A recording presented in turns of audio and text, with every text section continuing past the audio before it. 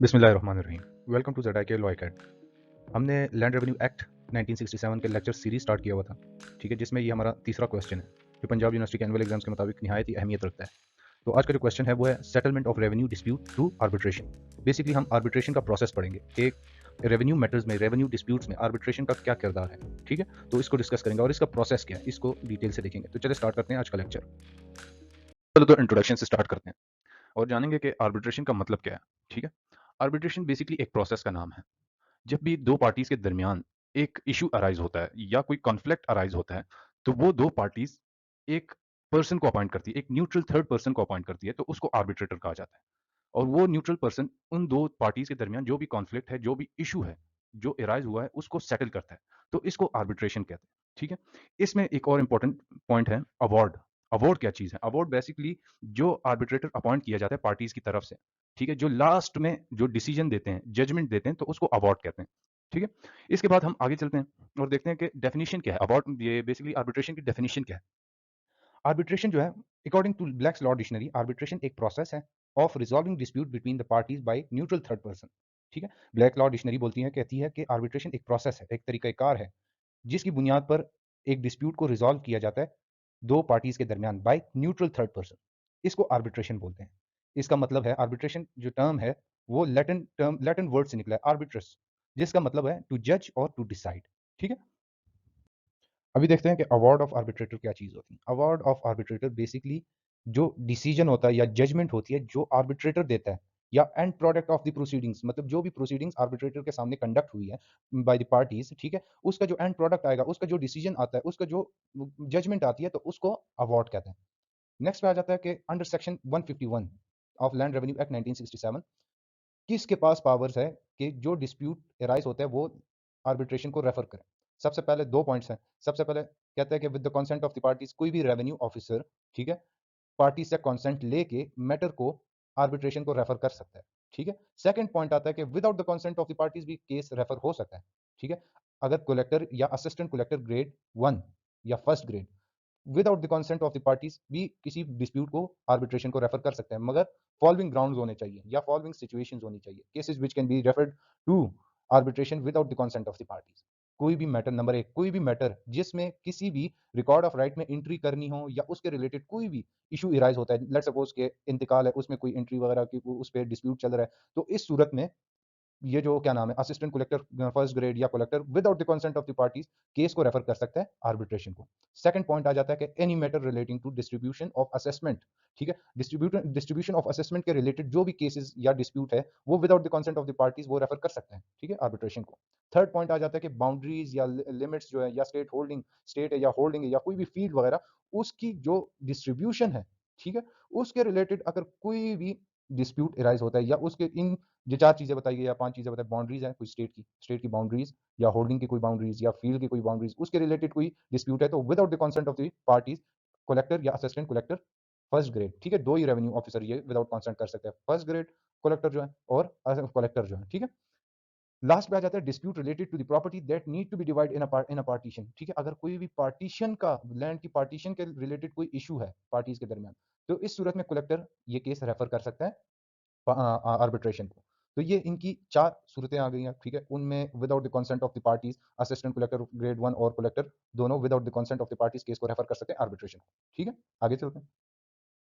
अभी हम procedure of arbitration देखेंगे कि आर्बिट्रेशन का प्रोसीजर क्या होता है। सबसे पहले तो ऑर्डर ऑफ रेफरेंस तैयार किया जाता है। ये order of reference revenue officer तैयार करता है। इसमें इसका ऑर्डर ऑफ रेफरेंस का मतलब क्या होता है, क्या वजह होती है कि ऑर्डर ऑफ रेफरेंस तैयार किया जाता है। इसमें बेसिकली स्पेसिफाइड डिटेल बताई गई होती है और टर्म्स को स्पेसिफाई किया गया होता है। ठीक है, आर्बिट्रेशन प्रोसीडिंग के रिलेटेड सबसे पहले तो इसमें पांच चीजें होती हैं मेन।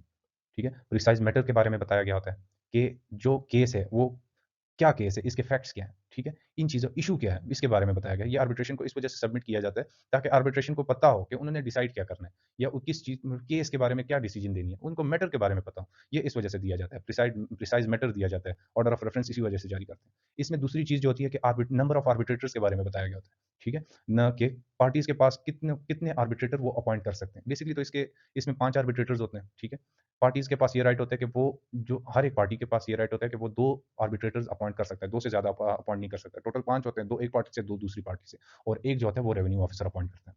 तीसरा पॉइंट आ जाता है कि टाइम फ्रेम क्या होना चाहिए। इसमें स्पेसिफाई किया गया होता है कि इतने टाइम फ्रेम में, इतने टाइम पीरियड में जो पार्टीज है वो बाउंड है कि वो अपने अपने आर्बिट्रेटर्स अपॉइंट करें। ठीक है, टाइम स्पेसिफाई किया होता है।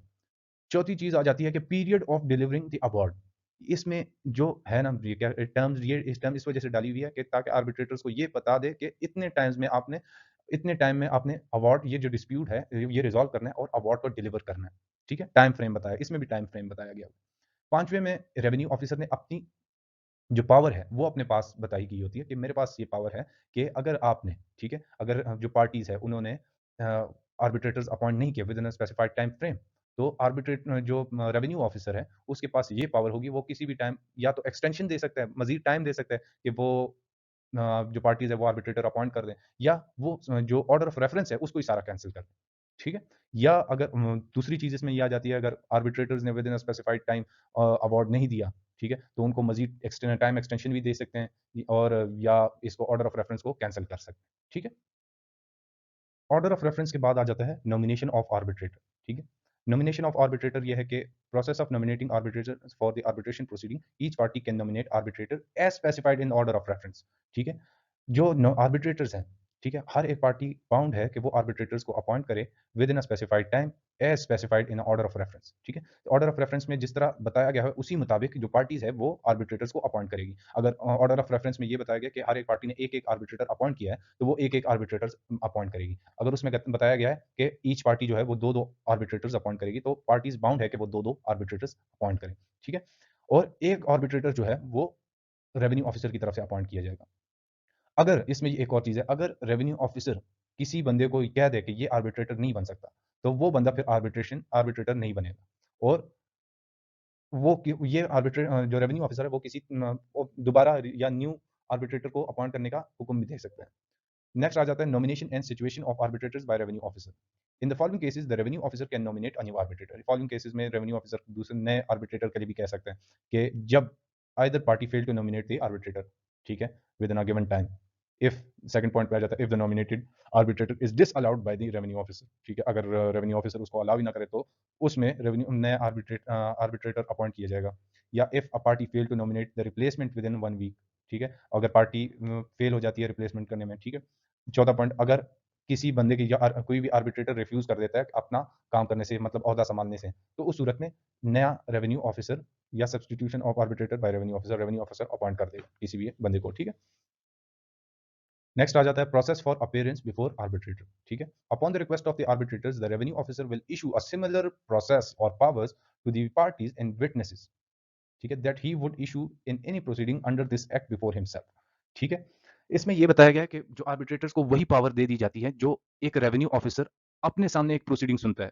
ठीक है, जिस तरह मिसाल के तौर पर एक अगर समन की आर्बिट्रेटर के पास ये पावर आ जाती है कि वो समन कर सकता है किसी भी पार्टी को, ठीक है, कि आप पेश हो अदालत के आर्बिट्रेशन के सामने। ठीक है, मैंडेटरी अपीयरेंस बिफोर आर्बिट्रेटर, किसी अपीयरेंस आर्बिट्रेशन के सामने पेश होने के लिए कह सकता है, उनको समन कर सकता है, और duty to tell the truth and provide documents regarding the matter of the dispute. ठीक है, इनको ये सारी अथॉरिटीज रेवेन्यू ऑफिसर की तरफ से मिल जाती है जब इनके पास केस जाता है। फिर नेक्स्ट पे आ जाता है award of arbitrators. The arbitrator will create a written document. जो जब जब भी अवार्ड देगी आर्बिट्रेशन जब भी अवार्ड देगी तो वो रिटन में देगी। ठीक है, और उसके साथ साथ वो रीजंस भी प्रोवाइड करेगी कि किस इन रीजन की बुनियाद पर हमने ये डिसीजन दिया है या ये अवार्ड दिया है। The arbitrator will present the award to the revenue officer either in person or through an agent or by sending it to by registered post। ठीक है, या तो सबसे पहला पॉइंट अवार्ड ऑफ आर्बिट्रेटर्स में यह आ जाता है कि वो रिटर्न में देंगी और उसके साथ रीजंस देगी कि किन रीजंस की बुनियाद पर ये डिसीजन दिया है। फिर उसके बाद ये सेंड करेगी रेवेन्यू ऑफिसर को, या आइदर इन पर्सन बजाते खुद जाके वो देंगी, या थ्रू इन एजेंट वो सेंड करेगी, भेज देगी रेवेन्यू ऑफिसर को, या किसी रजिस्टर्ड पोस्ट के थ्रू उसको भेज देगी। ठीक, अंडर सेक्शन 158 आ जाता है procedure on presentation of award. ठीक है, जब अवार्ड बन जाता है, दे देते हैं आर्बिट्रेशन या और उसके बाद वो रेवेन्यू ऑफिसर को सेंड कर दिया जाता है, तो उसके बाद जो होता है रेवेन्यू ऑफिसर एक डेट फिक्स करेगी कंसिडरेशन के लिए। ठीक है, तो उस कंसिडरेशन में ये होता है कि वो सबसे पहले डेट फिक्स कर दी, फिर उसमें उस कंसिडरेशन में ये होता है, उस डेट पे ये होता है कि वो जो रेवेन्यू ऑफिसर है वो पार्टीज के अगर उनकी कोई ऑब्जेक्शन है तो उसको सुनेगा, फिर उसके बाद वो एक नेक्स्ट डेट फिक्स करेगा। उसमें अंडर सेक्शन 159 में ये कहते हैं कि इफेक्ट ऑफ अवार्ड के बारे में बताता है कि डिसीजन ऑफ रेवेन्यू ऑफिसर किस तरह होगा। The revenue officer can take one of the following actions regarding the award, accept it, modified it और रिजेक्ट इट। ठीक है, इन तीनों चीज़ों में वो एक चीज़ को एक्सेप्ट करेगा, मतलब लेगा। अगर उसने उसमें कोई मॉडिफिकेशन कर दी, if any changes are made, ठीक है, द रेवेन्यू ऑफिसर जो होगा वो रीजंस देगा कि किन रीजंस की बुनियाद पर उसने इसमें चेंजेस की। ठीक है, तो रीजंस भी साथ में देगा, उस टाइम वो डिसीजन दे देगा। फिर उसके बाद इसमें अपील की भी राइट आ जाती है। If any party is dissatisfied with the revenue officer's decision on the award, they have the right to file an appeal. वो अपील दायर कर सकते हैं। And if no arbitrator were appointed, this means that they can challenge the decision in higher authority. Higher मतलब simply वो उनके पास ये right होता है कि वो हायर अथॉरिटी में जाके चैलेंज करें। ठीक है, तो ये प्रोसेस है आर्बिट्रेशन का। उम्मीद है आपको समझ आई होगी। तो मेरे चैनल को सब्सक्राइब करें, बेल आइकन को प्रेस करें ताकि आने वाली अपडेट्स आपको मिलती रहे। शब बखैर, अल्लाह हाफिज़।